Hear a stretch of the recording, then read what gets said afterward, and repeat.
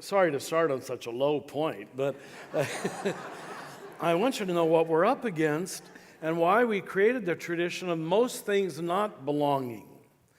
Because it was always spotting the sinner, spotting the outsider, spotting the alien, and keeping ourselves free from them, even though we see all the seeds of the undoing of that emerging in the Hebrew Scriptures, all of them. And that's why, please, if you're a Christian, don't make that distinction that there's one God in the Old Testament or the Hebrew Scriptures and another in the New. It's a trajectory, and it's building, and it's building, and it's building. And it's undoing itself from inside. And it's so important that you're given that approach to Scripture, to catch the trajectory and see how it's undoing itself.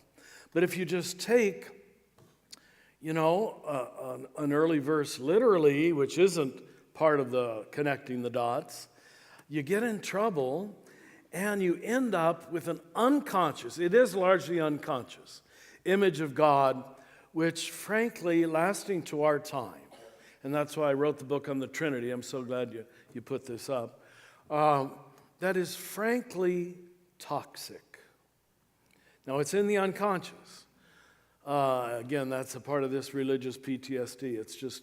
It's so horrible that God would torture his enemies for all eternity. And remember, that's still believed by people who say they follow Jesus, and Jesus says to love your enemies, to forgive them 70 times 7, but the God who was presented didn't.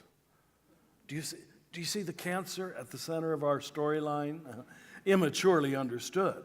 I'm not about to throw out the storyline because it's too good where it's taking us. But too many people stop along the way, and they center in on the vengeful, the punitive, the exclusionary, the imperialistic passages.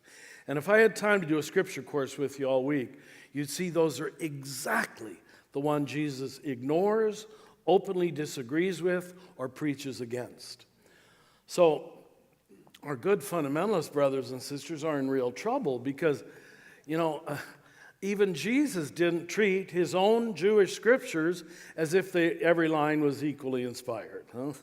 He treats some as really toxic, dangerous, and he disagrees with them. That's what it means, I think, to be led by the Spirit. And I admit, that's dangerous talk. Anybody can say, me too, I'm influenced by the Spirit. I know what belongs and what doesn't belong.